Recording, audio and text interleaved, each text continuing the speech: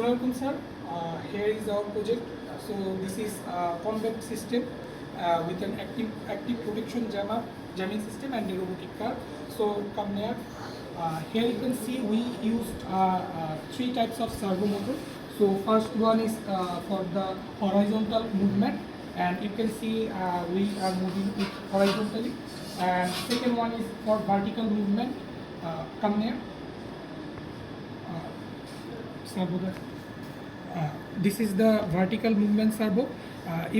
I connected it to a notch so that we can press it precisely. And another is triggering servo. We also connected into a notch so we can use it precisely. You can see it can shoot. Yes. And it is a Wi-Fi jammer.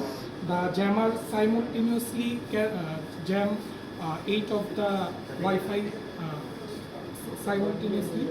So this is all. Thank you, sir.